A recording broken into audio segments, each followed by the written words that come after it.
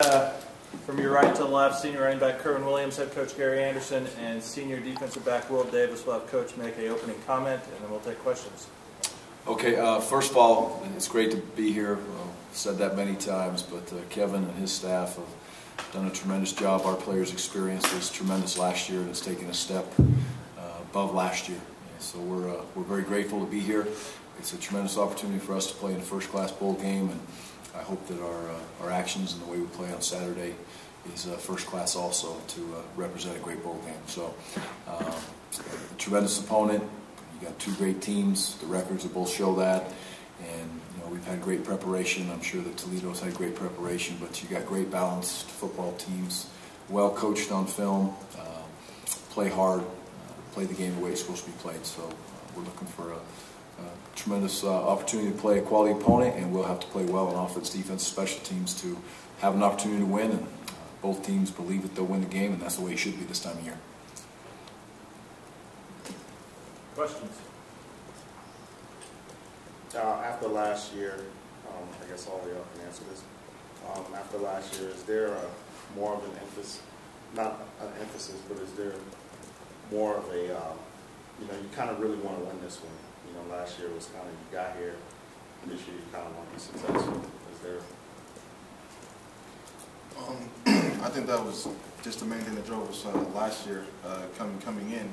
As soon as the season ended, we were all on the same mind track that we wanted to go back to a bowl game and we wanted to win it. I think everyone's got the same goal in mind, and I think that's what we're aiming to do this time around.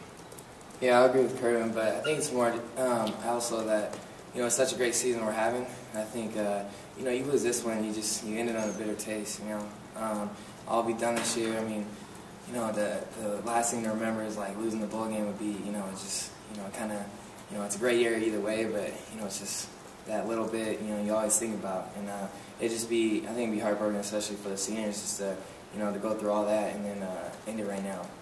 But of course, yeah, same thing. Last year we didn't get it. We didn't get it done, and this year, we're back at the same spot. It's like it's like a second chance, and so you don't want to lose a second chance. I'm saying, second opportunity. For me, this team will always go down as one of the special groups I've ever been around with what they've accomplished, and what they've accomplished to this point, no one can ever take away from them. And they've done tremendous things. I expect them to play well. Winning championships is important.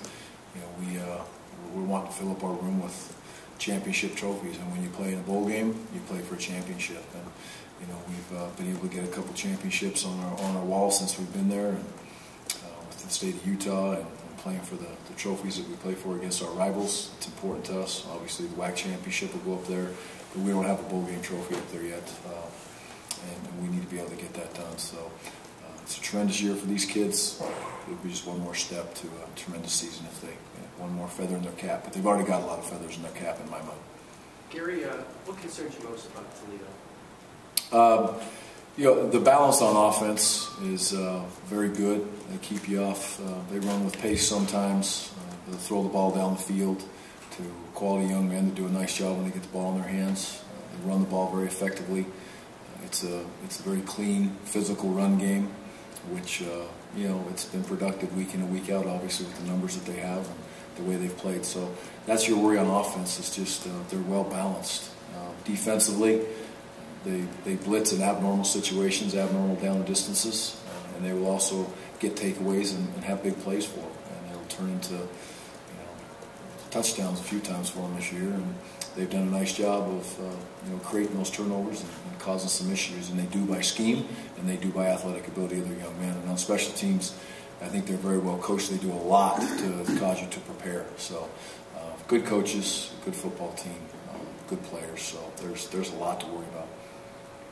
Willie, when you go against a team that they talk about take shots and they live on a lot of these big plays, when you see in the film, what do you see of Toledo's receivers and how they get that done? How do they do it? I mean, they definitely stretch it down the field. They got a nice receiver inside, slot receiver number 1. And he definitely stretches it, and running posts and stuff like that. And then on the outside, number 9, he's a freshman. He's done really good this year too. And I've seen some double moves that they've gotten on the outside quite a bit. But yeah, they definitely take chances, they take shots, and as a DB, you want the ball thrown there. So I mean, it's exciting. When I look at film, and of course, you just see the opportunities, to make plays, and so I'm pretty excited about it. But they do stretch it, and of course, they're balanced too. And so the main thing is stop the run, and then get them to throw the ball in the air, and then that's where, of course, I have fun, and but they're good. Well, what do you see from their two quarterbacks? Say it again. What do you see from their two quarterbacks? I watched a lot more on their lefty. He's more, dual threat quarterback and everything like that, which is, something that you got to be aware about, and the fact that he can run. And but he runs, pretty quick. I think it's after the first, few reads, he gets out, and but he's a good quarterback. I mean, he's ran over, I think, 700 yards, stuff like that. And so it's definitely something you got to be aware about. But I think, our front seven, can contain him well, and but otherwise, I think it's going to be our defense versus our offense, and that's the game. Any predictions for a sixth straight interception? No.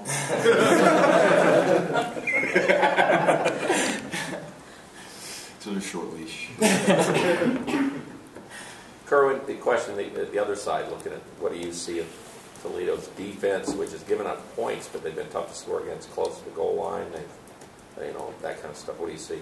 I see a defense that plays with high effort. They fly around to the ball, and they do that really well. I feel like the middle linebacker is definitely the heart and soul of their defense. Dan Moles, he's leading the NCAA in tackles right now. He's got 166, and I think that we have to account for him on every play. Their defensive line does a great job of funneling the run inside to the linebackers, and I think that we have to be aware of that. I think that we'll have to get out and be able to run on the perimeter, to kind of get them to back off and try to be aware that we're going to run it outside. And other than that, I just felt we have to execute. That's the main thing. We have to execute early and often. Start off fast in the first quarter, and then the third quarter after halftime. We haven't really executed as well as we wanted to coming out at halftime, and that's bitten us a couple of times. So I think that we definitely have to come out and execute in the second half in order to keep the offense pushing. Gary, you have a number of guys on your roster who've been on mission trips. Is that a challenge for you as a head coach with guys floating in and out of the roster, and how do you deal with that? It's not a challenge. It's something I'm very used to. It's part of my life in coaching for many, many years is to have those kids within the program. We deem it as a huge positive. It brings maturity. It brings diversity. It brings a lot to your football program, and so it's very important to us. And it's one of the core recruiting factors that we have because of where we live and the environment that we're in. But I grew up in that. I watched Coach Edwards do it. I watched Coach Mack do it at BYU in Utah, and the successes that they've had. And so it's a big part of our program, and these kids mesh very well. I think we have 13 kids that are married now, and so that number keeps growing. But that's what happens once they get 23, 24. They got to get married, except for Willie. He's not like that. So, but it's a big part of our program. Will always be. So is this a pretty mature team compared to some others that you've coached, just because of the age and the marriage? Yeah, I think that goes up and down, back and forth. I don't think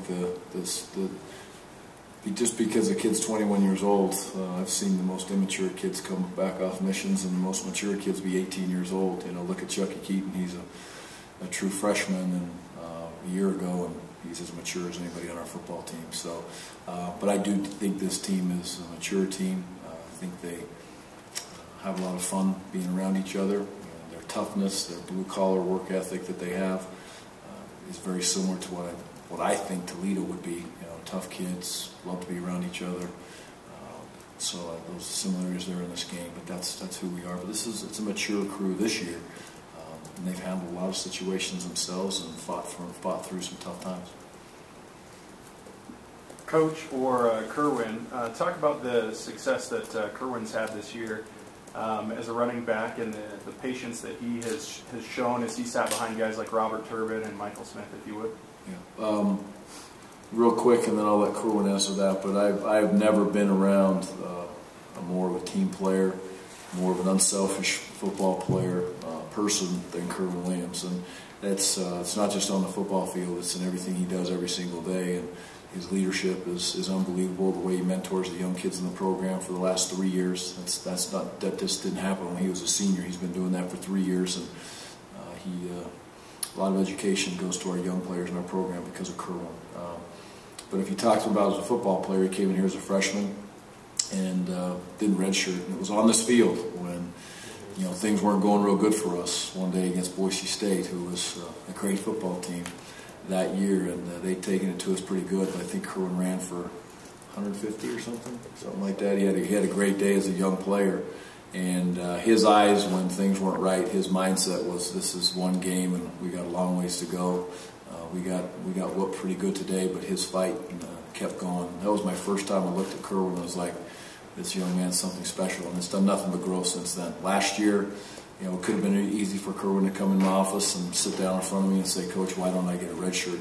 But he never did. And there was Michael and Turbin were there, and Kerwynn. We had 3 great backs last year, and we were very fortunate for that. And they stayed healthy coming off injuries, but Kerwynn knew that Michael had an injury that could be a problem at any moment, and so did Robert Turbin, obviously with his knee situation. So unselfish young man, tremendous kid. Get his degree, move on in life. If it's football, which I hope it is, and I think he deserves that opportunity, then great. But if it's not, somebody's going to make a really good decision when they hire that guy one day. I think just the biggest thing with that situation was just to do everything you could to try to help the team get better. Whether it be small or or a big role. My role started out small, which I expected it to coming out of high school. I didn't expect to come in and start right away, but I did want to do everything I could to help contribute to the team.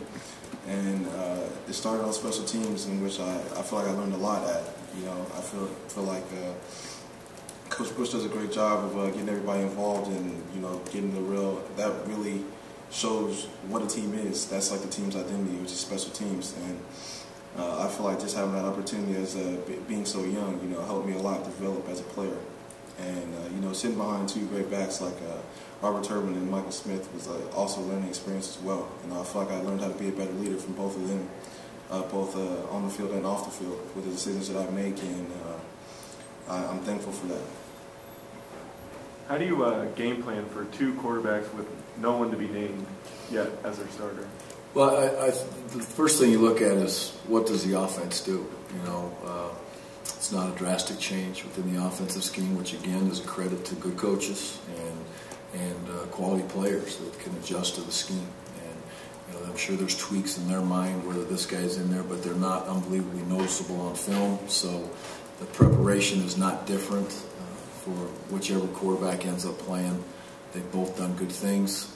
They've won games, and obviously they've been productive. So we haven't really changed for one quarterback versus another. Well, another question for you. Coach, when he brought you in last year, I remember they mentioned to me they thought you could be a good player, and there was flashes. When did it click for you to finally be the kind of guy I think that they always thought you could be? It was definitely in the off season, and I remember sitting down, Coach A, and he always told me that I didn't know what I had. I couldn't see what I have, and as a kid you don't really you don't understand it, but they're telling you something, and basically saying the potential's there, and he told me if he doesn't bring that out of me, then he fails as a coach, and you don't want to disappoint your coach, and so that was huge, and and then I wanted to have a great spring ball, and I ended up dislocating my elbow, so I was out for that, and it was very disappointing, and my only chance was summer in camp. I really wanted to start bad. I wanted to have a great senior season. I just wanted I didn't want to go in my senior season and have another one like last year, and I just wanted to have an amazing season. But after sitting down the off season, just it really was just getting my mind right, and trying to figure out something, and try to see what the coach is seeing in you, and of course not to disappoint Coach A. You want to make him happy, and so that was my goal, and everything just ended up being great this year. So Kerwynn, obviously, Coach's name came up for a lot of jobs in the last couple of weeks. What was it like to be a player in the program going through that? And how important is it to this program that Coach Andersen's sticking around? As a player, you look back and see, when you care about a coach, you want them to make the best decision for them. You know, Coach Andersen has a family, you know, that he supports, and I feel like in the end, the decision is what's best for your family. So I don't think that any of us, how much we care about Coach A, I don't think any of us would have been mad at him at all for the decision that he made, because we know he made the decision that's best for him. At the same time, we understand that he's the most important cog in the works for this program. You know, he's done an amazing thing here, where he's turned the team around, and the way he's done it has just been great. You know, he set the standard for us. It didn't change for us at all. He you know, made us work to get to the point where we're at right now, and I think that we all wouldn't be here if it was for Coach Ed. So I definitely think that it was tough. You know, I know it was hard on him that he was going through it, but you know, we're excited that he stayed for the young guys, and I feel like the only way is up for the team. Kerwynn and Will, both of you comment, what's the difference in Utah State's team this year at the bowl game than last year's team? I think everyone's definitely more concentrated on what's going on right now. You know, last year was more, you know, we're excited to be here, and I feel like that was a lot of feeling, just the fact that we got here. Everyone was just excited that, yeah, we were able to turn everything around, and we're excited. This year, I feel like we came into it that, you know, we expect nothing less than to do that, and I feel like that's a testament to how hard we worked in the offseason. And, you know, anything else, we feel like we would have failed not making it back to this point. Now we just got to pull it all together, pull all the pieces together, and you know, get the win against a very good Toledo team. Yeah, I think the big thing this year is just consistency. I feel like, you know, last year we were on a hot streak, and you know, it was amazing. We were just riding in and coming to the game. Of course, we were excited to make a bowl game, and but at the same time, I think, you know, we just kind of figured a little bit more that, you know, we're on a hot streak, we're going to come and win it. And this year, you know, every game, you know, we've been on a hot streak as well right now, but you know, you can, you know, seeing last year, you know, we could lose it easily. You know, you can, and so I think consistency is huge, and you know, coming in each game knowing that, you know, every game's a big game. You know, no matter what team you're facing, and that's one thing, you know, Coach A installs in us. Coach, along that line, what do you think about maybe an advantage in this game, and what kind of advantage? Because you guys played this bowl game last year. We're hearing Toledo's struggling to sell some tickets, and you've got fans here in the area, plus it's a short drive for all your fans that are down in Logan. Yeah. Well, there's no question. One of the huge positives that come to this bowl game is for our kids and our fans and the families of the players. Aggies from everywhere can get here. It's a great destination, so you know, it should be a home field advantage. The ticket sales are awesome. Our fans are awesome also. You know, the growth and the development of the program is, they're a big part of it. We've said it all along, and I truly believe this, that if you're going to change a culture in a football program, it takes a community, it takes an administration, it takes a university, it takes professors, you know, and there's a story to be told of each one of those groups of people outside of the players, and it's a great, they'll be excited to be here. Home field advantage is home field advantage, and hopefully we can take advantage of that, because I'm sure that you know, our fans are going to be here. Will, this game has a history of coming down to the wire. Obviously, you were here last year, and you guys have played a lot of close games. Toledo's played a lot of close games. Any thought that this game won't be decided maybe in the last 5 minutes of the game? Oh yeah, I think it's going to be a battle for sure. And you know, we've been in a lot of close games. You know, even last year and this year, and you know, we've lost some, we won some, and so I think, yeah, it's gonna be. I feel like it's gonna be, you know, a battle. It's gonna be a close game. Just even the energy of, you know, when we got together and like bowling and stuff, you see they had a lot of energy, and so it's gonna be fun competition. And but yeah, I think that they're gonna give us everything they have. You know, they've come a long way, and you know, I think they want to come all this way and lose for sure. So I think it's gonna be definitely a good game. It'll probably come down in the last 5 minutes. Coach, last year you, as we all recall, made a bet with your players where now you're obviously sporting a new tattoo. Anything new this year? No. Maybe the head coach grew up past that, or these guys did. But we had no bets this year.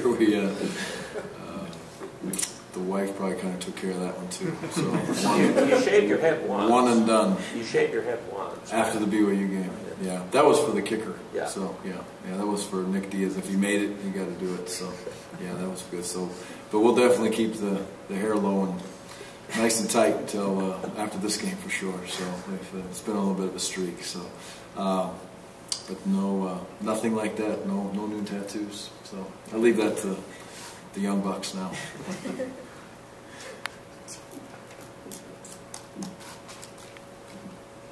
We good? Okay. Thank you guys very much. Appreciate you.